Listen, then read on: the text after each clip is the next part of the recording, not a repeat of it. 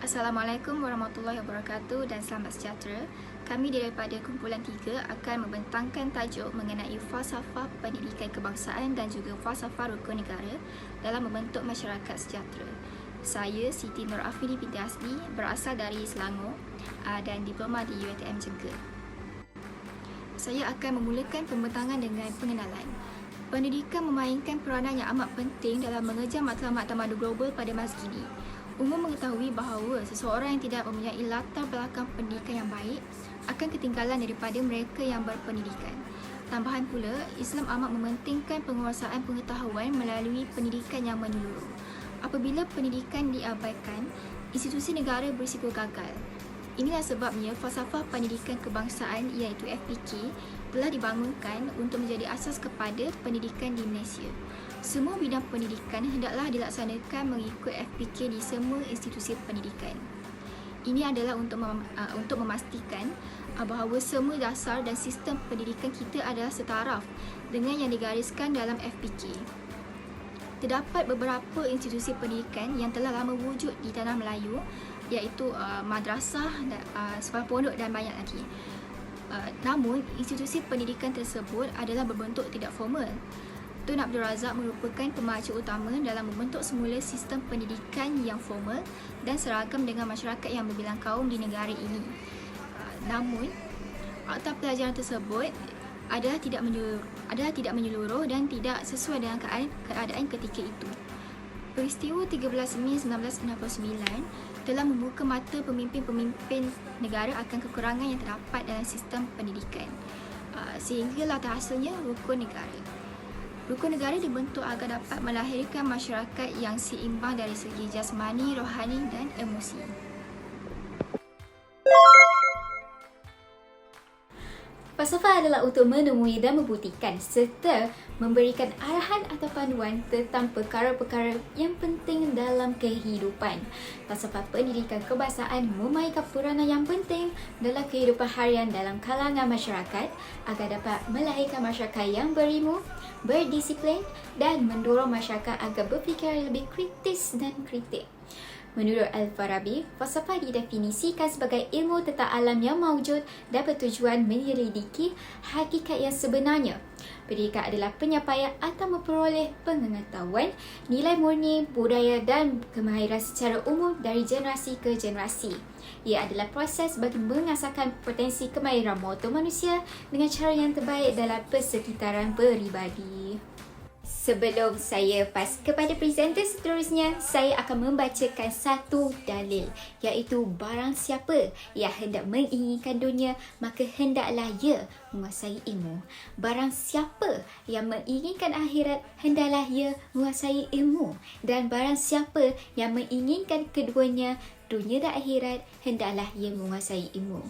Hadis riwayat Ahmad.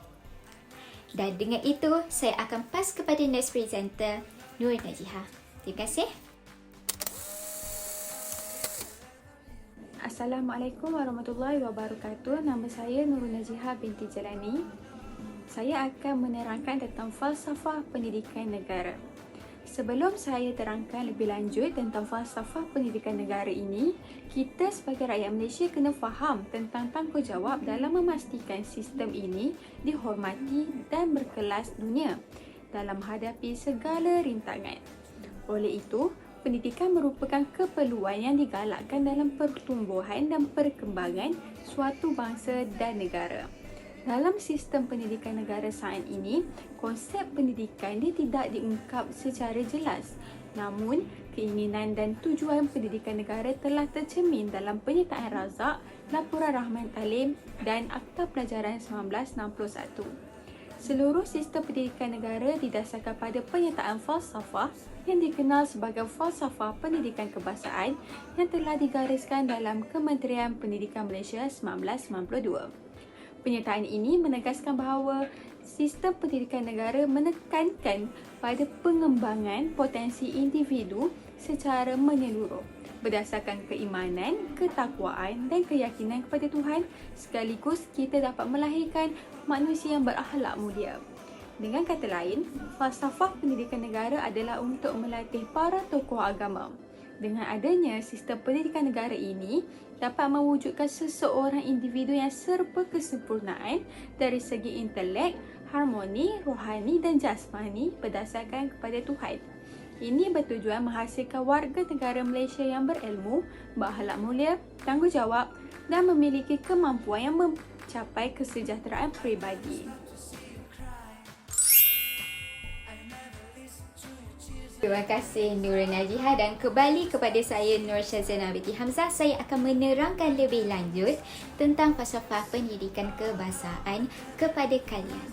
Pendidikan di Malaysia adalah suatu usaha berterusan ke arah memperkembangkan lagi potensi individu secara menyeluruh dan bersepadu untuk mewujudkan insan yang seimbang dan harmoni dari segi intelek, rohani, emosi dan jasmani berdasarkan kepercayaan dan kepatuhan kepada Tuhan. Falsafah pendidikan kebahasaan yang pada asalnya dikenali sebagai falsafah pendidikan negara dibangunkan atas dasar 3 ideologi yang berbeza. Ideologi tersebut termasuklah rukun negara. Falsafah pendidikan kebahasaan direka dengan teliti oleh profesional pendidikan setelah mengambil kira keperluan individu, masyarakat dan negara secara keseluruhan. Mari kita lihat di poin ketiga. Falsafah pendidikan negara merangkumi elemen epistemologi, metafizik dan aksiologi yang juga secara langsung meliputi falsafah idealisme, realisme, perennialisme, progresisme, eksistensialisme. Falsafah pendidikan kebahasaan pula menekankan pemikiran logik dan kritis. Ia berakar umbi dari ideologi negara seperti yang dibuktikan oleh laporan dan dasar pendidikan yang turut merangkumi rukun negara. Proses pembangunan bangsa dan negara yang agak panjang ini telah menjadi inspirasi kepada falsafah pendidikan kebahasaan ini. Apa yang dibentangkan dalam ideologi ini? Ia mempunyai hubungan yang erat bukan sahaja dengan evolusi dunia Islam, tapi juga dengan pertumbuhan negara Malaysia. Falsafah pendidikan kebangsaan ialah dokumen yang mentakrifkan semua konsep, idea dan prinsip panduan utama yang dikaitkan dengan bidang pendidikan di negara kita. Dalam erti kata lain, ia menghiburkan maklumat dasar dan amalan pendidikan yang koheren, telus dan kukuh. Oleh itu, falsafah pendidikan kebangsaan merupakan garis panduan yang merangkumi semua untuk pembentukan dan penghasilan modal insan yang sihat dari segi intelek, jasmani, rohani, emosi dan psikologi. Gabungan faktor-faktor ini jika disepadukan dengan jelas mengikut peraturan falsafah pendidikan kebangsaan, ia akan dapat memacu pertumbuhan mental, jasmani dan rohani dalam kalangan masyarakat Malaysia. Sebagai rakyat Malaysia, difahamkan bahawa objektif utama pendidikan adalah untuk memupuk potensi diri sepenuhnya dan menyepadukannya menjadi insan harmoni dan seimbang. Itu sahaja daripada saya. Next presenter.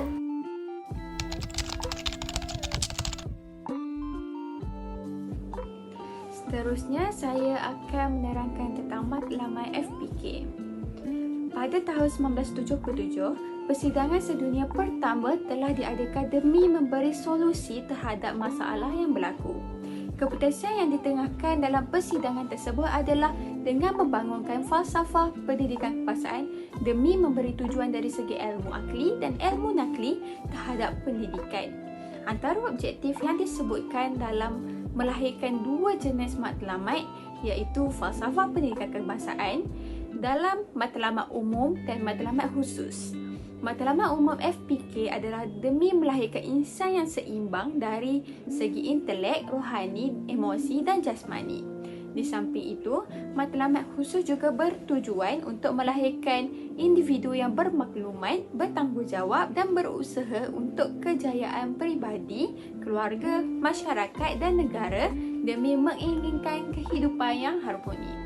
Hasil ini terlahir dari matlamat pertama kerana matlamat utama pendidikan ialah melahirkan insan yang baik, manakala matlamat yang seterusnya terlahir dari insan yang baik demi membentuk warga negara yang baik.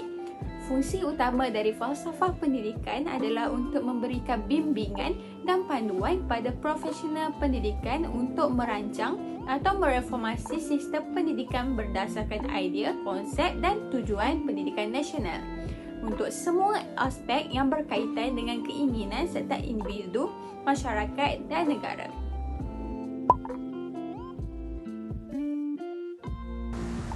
Hai, Assalamualaikum. Nama saya Aini Fariha. Seterusnya, saya akan menerangkan tentang ciri-ciri falsafah dan falsafah pendidikan kebangsaan. FPK bertujuan untuk melahirkan insan yang seimbang melalui proses pendidikan dalam negara.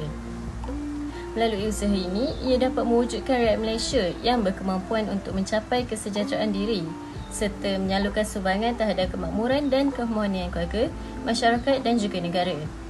Terdapat 4 ciri falsafah dalam falsafah pendidikan kebangsaan, iaitu jasmani, emosi, rohani dan intelek. Ciri falsafah yang pertama ialah jasmani. Jasmani sering dikaitkan dengan tubuh badan yang baik kerana ia banyak membantu dalam pemerolehan ilmu di tahap kedudukan yang terbaik. Selain itu, melalui mata pelajaran PJK juga dapat membantu meningkatkan keupayaan fizikal dan kecergasan seseorang individu. Tambahan lagi, ia dapat memberikan nilai murni yang terkandung dalam falsafah pendidikan kebangsaan. Okey, beralih kepada ciri falsafah yang kedua iaitu emosi. Emosi merupakan sifat terpendek individu yang merangkumi sensitiviti perasaan dalaman dan luaran melalui tindak balas. Ia merupakan suatu pengaruh luaran yang dikeluarkan bagi mempengaruhi pergerakan minda. Di samping itu, emosi yang baik meningkatkan kesan utama kepada fungsi kognitif. Misalnya, emosi tertekan tidak dapat berfikir secara normal dan sudah mengakibatkan fungsi kognitif tidak dapat dicapai secara penuh. Seterusnya, rohani. Menurut Kamus Dewan, kerohanian berasal daripada perkataan rohani atau roh, iaitu bahagian dalaman manusia yang mempunyai daya berfikir. Agama Islam amat menitik beratkan kesucian rohani kerana rohani membawa erti keadaan mental dan logik agar dapat melahirkan manusia yang sejagat. Hal ini kerana pengawalan rohani manusia penting dalam undang-undang supaya emosi positif dan negatif bercampur baur serta dapat mencorakkan manusia yang sempurna dari segi kelakuan dan personaliti. Akhir sekali, intelek. Intelek bermaksud kemahiran berfikir dan memahami. Seseorang yang dapat memberikan tumpuan kepada ciri-ciri budaya berfikir, mahir dalam kemahiran untuk memperoleh ilmu pengetahuan dan berfikir secara kritis dan kreatif merupakan contoh-contoh perkembangan intelek yang dapat dirumuskan. Dengan itu, dari sudut dekolonisasi, rakyat yang kaya dengan ilmu pengetahuan dan kritis terhadap pemikiran budaya luar serta pemikiran barat terwujud disebabkan oleh sistem pendidikan sumber intelek di Malaysia. Seterusnya, Siti Nur Arfini akan menerangkan tentang falsafah pendidikan rukun negara.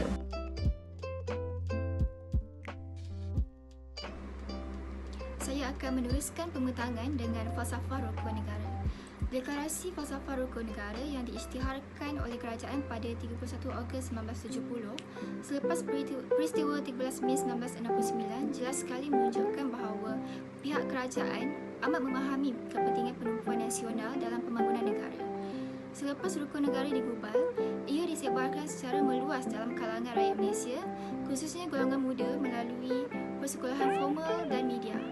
Menegakkan kedaulatan negara, memelihara undang-undang dan menegakkan moral bermula dengan rukun negara sebagai sumber inspirasi.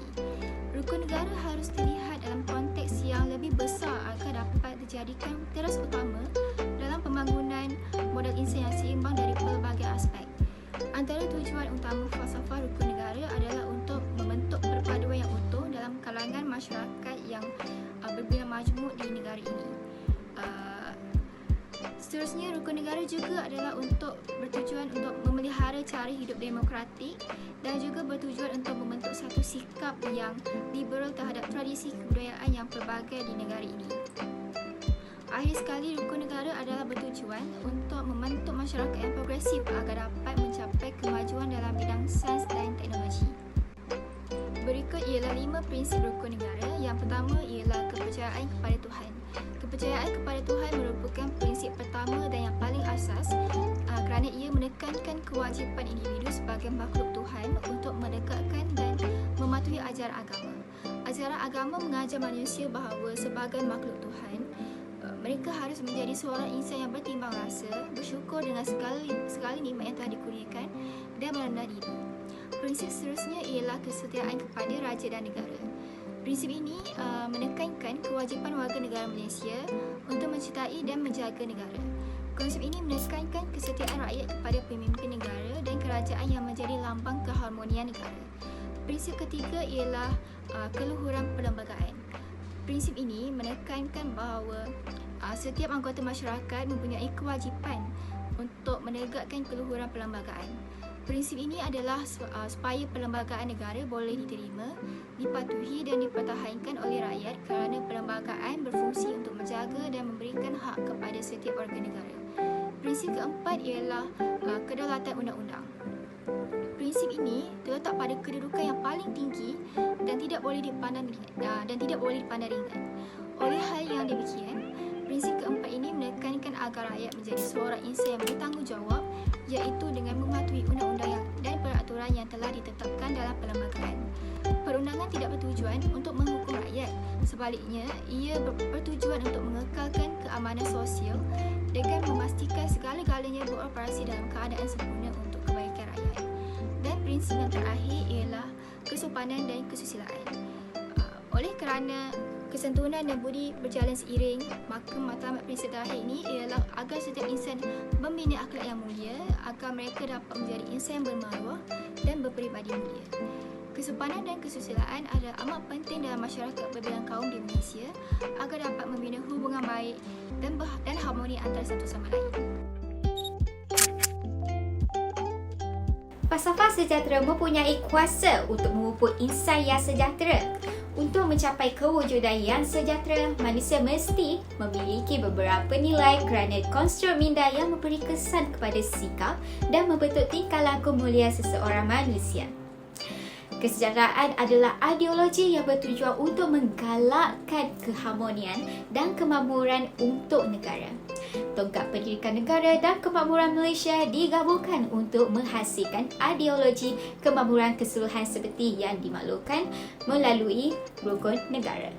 Pendidikan seperti yang kita sedia maklum amat penting dalam kalangan masyarakat hari ini kerana ia dapat menjana generasi yang baik dari segi emosi, jasmani, rohani, intelek dan sosial. Di samping itu, pendidikan adalah kritikal kerana ia membantu orang berkembang menjadi individu yang berjaya dengan menyediakan mereka dengan pengetahuan dan kemahiran yang perlu mereka capai. Falsafah kesejahteraan adalah signifikan kerana ia tertumpu kepada rakyat yang ingin menyumbang keharmonian dan kesejahteraan Malaysia. Rukun negara dan falsafah pendidikan kebangsaan membentuk falsafah kesejahteraan Malaysia.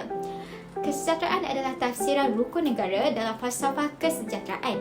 Rukun negara yang bertujuan untuk menggalakkan perpaduan dan kemakmuran boleh membawa kepada kemakmuran sejagat. Dan itu sahaja daripada saya akan pass kepada next presenter.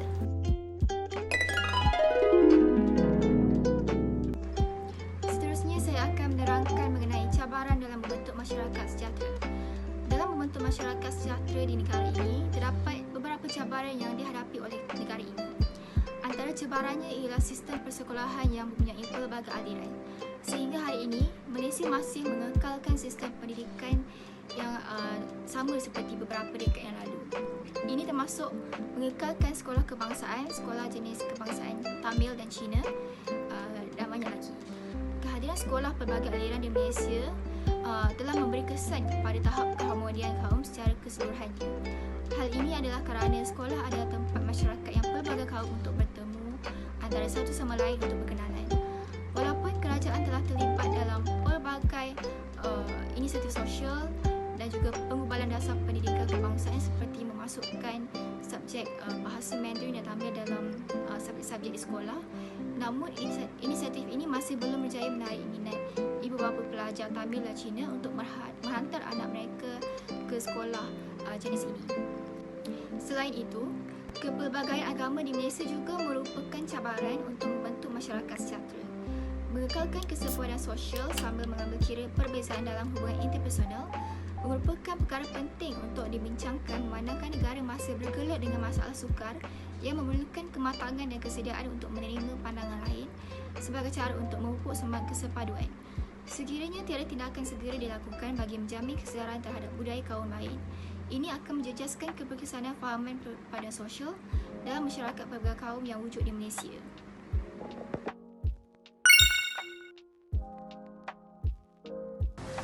Beralih kepada cadangan bagi membentuk masyarakat sejahtera. Masyarakat yang sejahtera dapat membawa keamanan kepada negara dan juga dapat memberikan impak yang positif. Oleh kerana itu, kita sebagai masyarakat yang berwibawa hendaklah mencuba untuk memperbaiki diri dalam membentuk masyarakat sejahtera.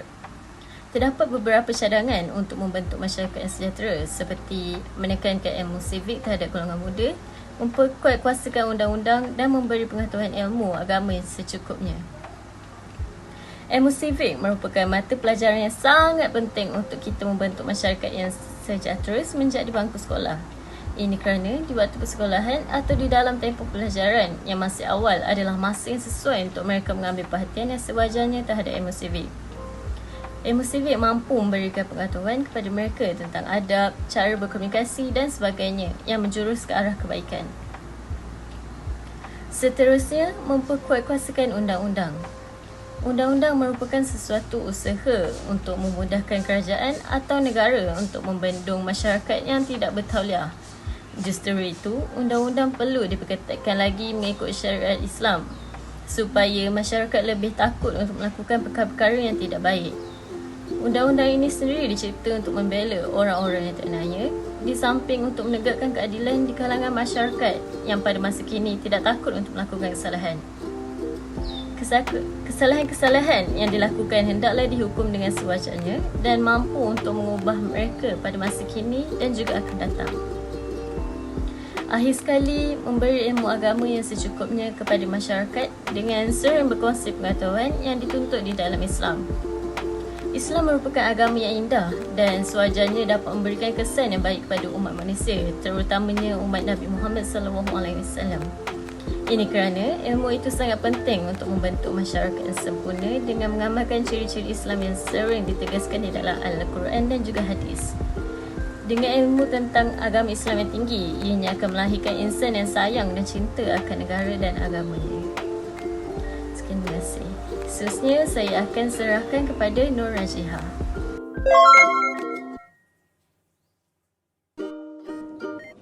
Kesimpulannya, di Malaysia, sistem pendidikan menjadi keutamaan demi menjadikan seseorang itu individu yang harmoni dari segi jasmani, emosi, intelek dan rohani dengan meneraskan kegunaan falsafah pendidikan kebangsaan. Sekaligus kita dapat menunjukkan usaha kerajaan dalam bersungguh-sungguh menjadikan rakyat Malaysia berpendidikan. Usaha sedang digerakkan untuk mencapai kemajuan ini melalui pelbagai dasar dan program termasuk melalui pembinaan falsafah. Antara usaha yang dapat kita kenal pasti adalah dari program pendidikan dan pengajian sekolah. Usaha ini juga dapat membantu rakyat pada usia muda lagi dalam mengasah kebolehan diri masing-masing mengikut kemampuan mereka. Secara keseluruhan, dengan adanya konsep falsafah pendidikan kebangsaan ini, dah cukup kukuh untuk bangunkan insan yang cenderung ke arah pendidikan. Justru itu, isu yang menjadi cabaran dalam usaha menaik taraf sistem pendidikan ini adalah bagaimana cara untuk menjadikan objektif FPK dapat dilaksanakan dengan jayanya. Itu sahaja daripada saya. Terima kasih.